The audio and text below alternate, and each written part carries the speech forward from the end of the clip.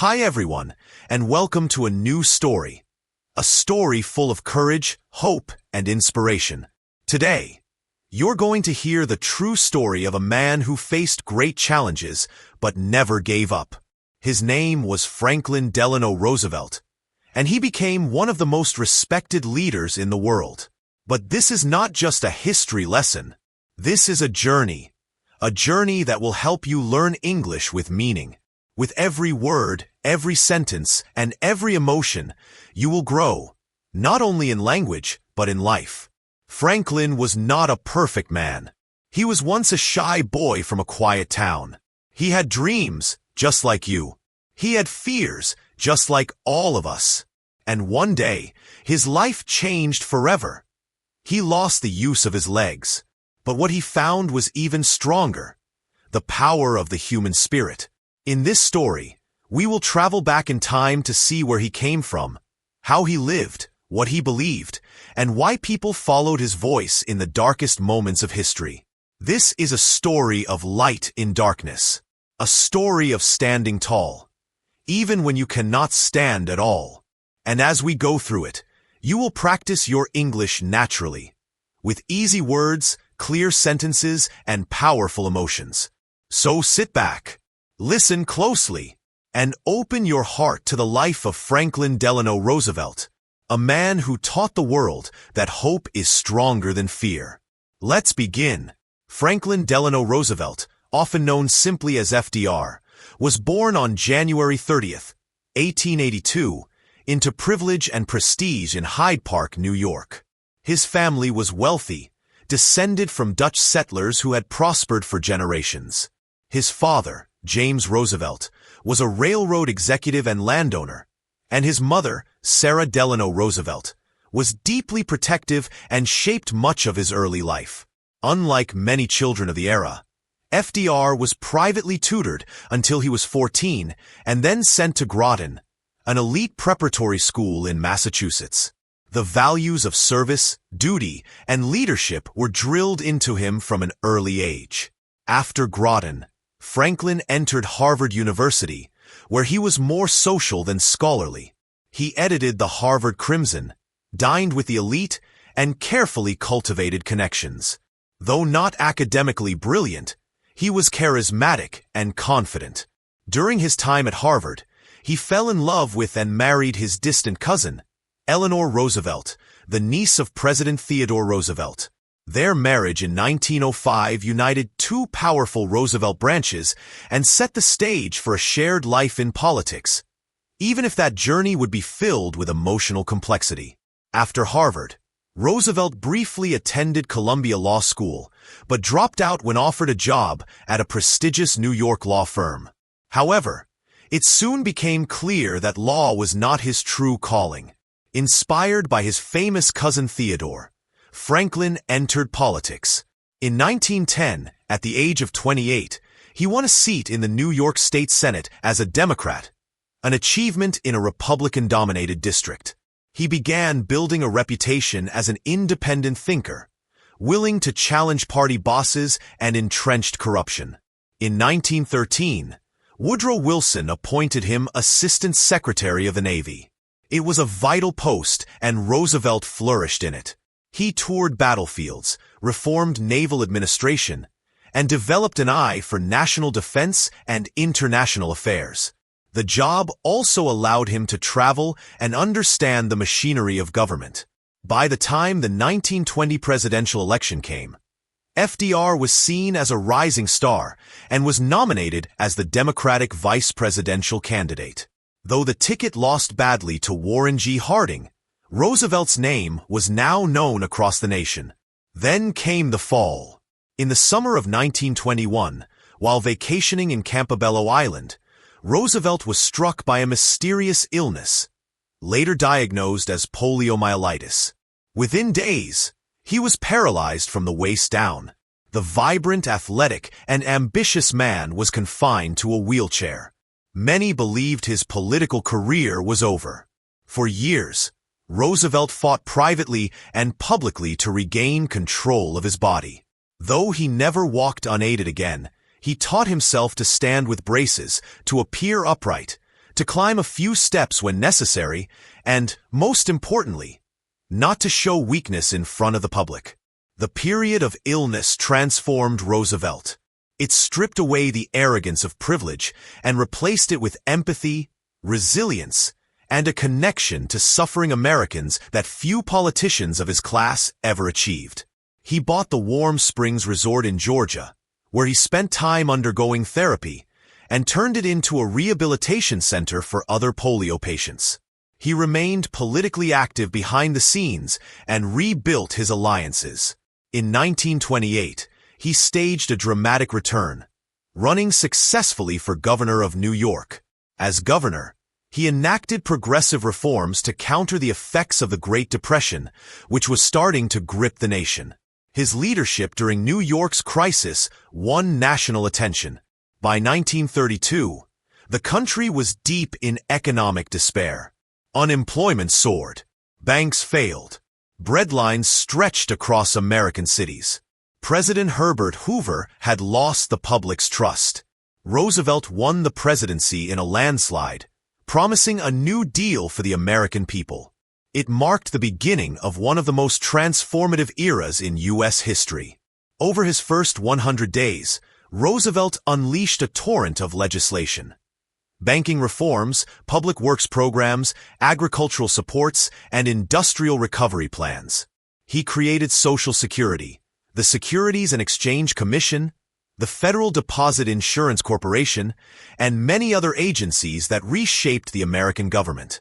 Through his fireside chats on the radio, he communicated directly with the public, exuding calm and confidence. Yet not everything was smooth. Some of his New Deal programs faced stiff opposition from the Supreme Court, which struck down several key reforms. In response, Roosevelt controversially tried to pack the court by proposing new justices. Though the plan failed, the court eventually upheld many of his policies, and Roosevelt's vision largely endured. Then came the storm of World War II. Initially reluctant to engage, Roosevelt understood the growing threat of fascism. He supported Britain and the Allies with arms and aid, navigating a delicate balance before the U.S. officially entered the war after the attack on Pearl Harbor in 1941. Roosevelt transformed the American economy into a war machine and galvanized the country with powerful speeches, relentless optimism, and strategic leadership. He became the only U.S. president elected to 4 terms, a testament to his popularity and the faith people had in his guidance. By 1944, however, Roosevelt was physically exhausted. The years of war, stress, and illness had taken a toll. Yet he pressed on, attending the Yalta Conference with Churchill and Stalin, helping shape the post-war world. He dreamed of a united nations and a global order that would preserve peace. On April 12, 1945, just months before the war's end, Franklin D. Roosevelt died of a cerebral hemorrhage in Warm Springs, Georgia. The nation mourned not only a president, but a symbol of endurance and hope. His life was a journey of contrasts. Born to wealth but became a champion of the poor. Paralyzed by illness yet stood as a giant in history. Criticized for expanding government but praised for saving capitalism. Accused of overreach yet remembered as the man who steered America through its darkest days. In the days following Roosevelt's death, the world paused.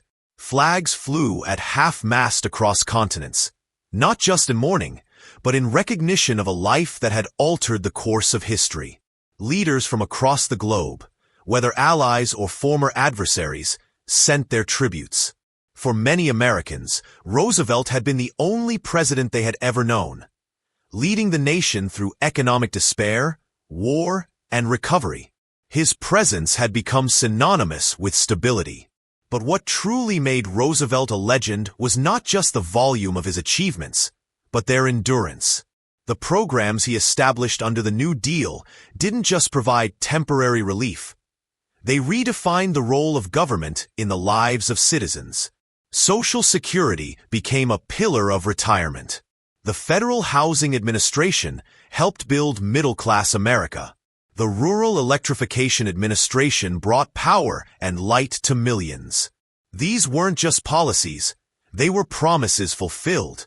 More than his legislative legacy, Roosevelt's greatest contribution may have been psychological. In the depths of the Great Depression, when banks were collapsing and hope was scarce, he gave Americans a sense of purpose.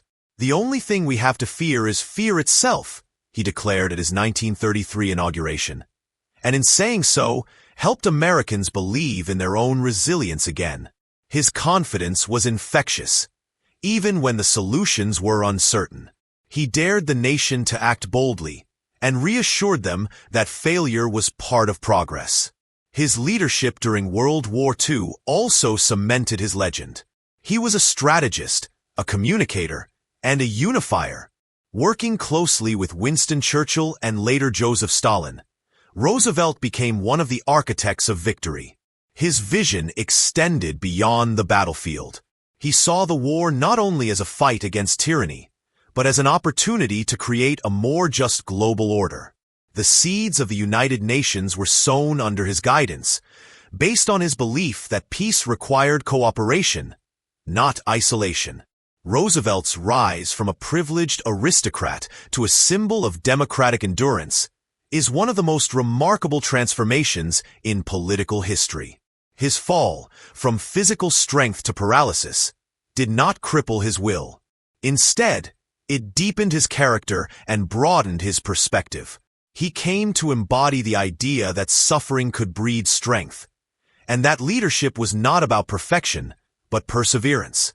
Even his critics came to respect his impact. Conservatives who had opposed his expansion of federal power acknowledged the necessity of his actions during the crisis. Progressives who wanted more still admired his ability to move the country forward. His polio, once seen as a liability, became a symbol of quiet courage. He never allowed his wheelchair to be photographed publicly, not from vanity, but because he didn't want Americans to feel that their leader was weak. He bore his burdens privately, so that others could bear theirs more easily. Today, Roosevelt's legacy is not without controversy. Some of his wartime decisions, such as the internment of Japanese Americans, are rightly condemned. He was a man of his time, bound by its prejudices and fears.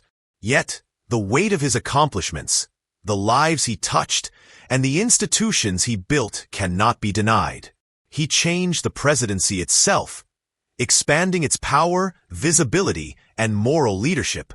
He showed that the government could be both powerful and compassionate, that the nation could face its darkest hours not by shrinking in fear, but by rising with courage. Franklin Delano Roosevelt died before seeing the world peace he helped build, but he left behind a blueprint. In the decades since, presidents of both parties have invoked his memory, not just as a model, but as a measure. He became more than a man. He became a mirror in which America saw its best hopes reflected. His home in Hyde Park is now a museum. His words are carved in granite on the National Mall. His face appears on the dime, a small tribute to a man who once seemed too large for any pedestal. But his true monument is in the fabric of the nation, stitched together by compassion, courage, and conviction. Franklin D. Roosevelt rose with privilege, fell into illness, rose again through sheer will, and became one of the greatest leaders the world has ever known. His story is not just American history, it is the American spirit personified. Even beyond the sweeping policies and global influence, Franklin Delano Roosevelt's story is also one of deeply personal complexities. Behind the confident smile and calm voice lay a man shaped not only by power, but by pain. His marriage to Eleanor Roosevelt was, for much of their lives, more of a partnership than a romance. After discovering his affair with Lucy Mercer in 1918, Eleanor offered him a choice: end the affair or lose her. He ended it, publicly. Yet from that moment on, their relationship changed. Eleanor began building her own independent identity, becoming a political force in her own right, a voice for the voiceless, and arguably the most influential First Lady in American history. FDR, meanwhile, maintained a circle of trusted aides and confidants, his so-called brain trust, many of whom worked with him through all 4 terms. Men and women like Harry Hopkins, Francis Perkins, and Lewis Howe were not only advisors, but extensions of Roosevelt's will. He governed through consensus, often encouraging debate, then making up his mind privately. He had an uncanny ability to read people and situations, a political intuition that rarely failed him. As World War II intensified, Roosevelt's leadership deepened. He managed a nation at war with a deft touch, balancing the demands of the military, the fears of the public, and the politics of a divided world. He was the architect of the arsenal of democracy, turning the United States into the industrial powerhouse that supplied the Allies.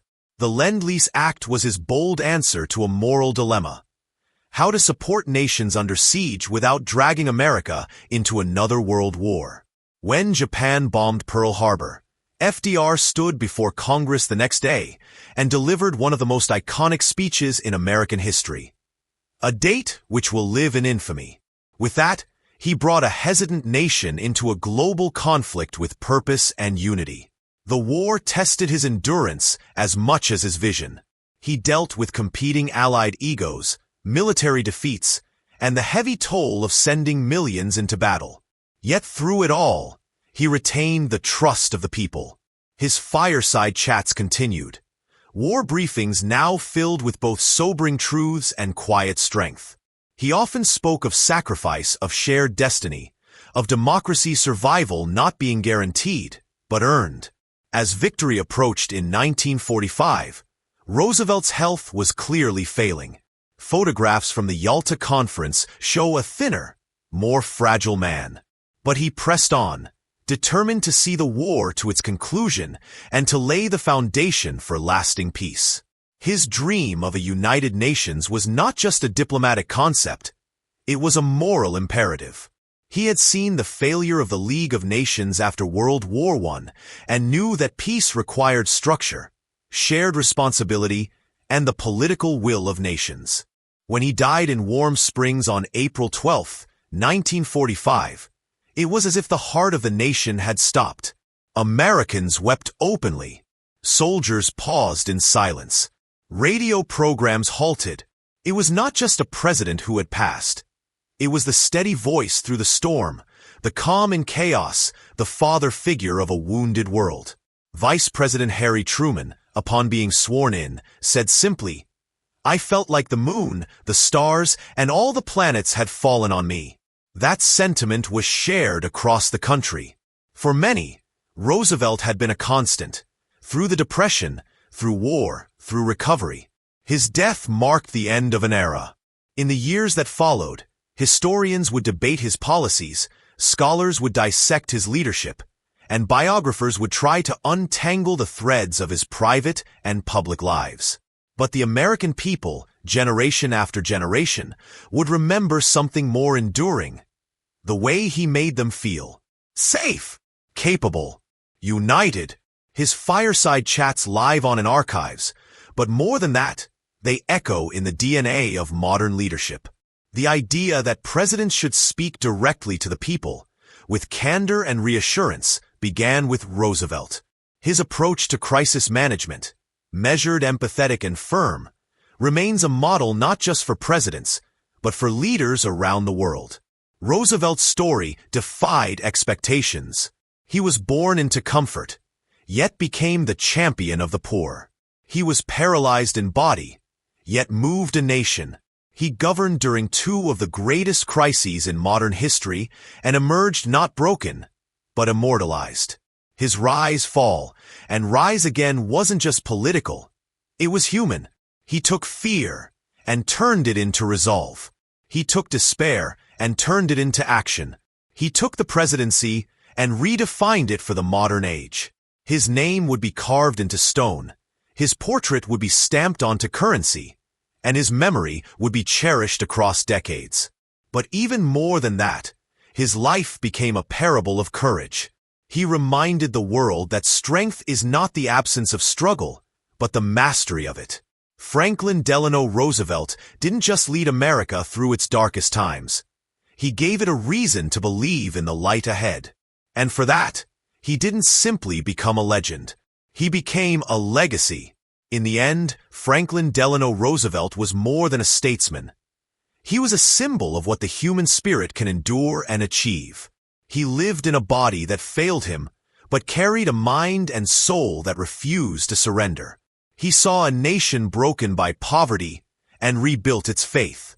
He faced enemies abroad and fear at home, and met both with courage rooted in humility. His was not a perfect life, but it was a purposeful one. One that lifted millions, challenged the powerful, and reshaped a democracy for the better. He died before the victory parades, before the peace treaties were signed, before the grateful world could truly say thank you. But maybe that was fitting, for Roosevelt never sought applause. He sought progress. His reward was never in legacy, but in service. He left not with triumph, but with quiet dignity, his hands still guiding a nation toward dawn. As history turns its pages, and as new leaders rise and fall, the memory of Franklin Delano Roosevelt endures. Not just in monuments, museums, or textbooks, but in every moment a country chooses courage over comfort, hope over fear, and unity over division. He taught us that leadership means more than power. It means heart, and for that, he lives on. If you enjoy the video, please like, subscribe, and share.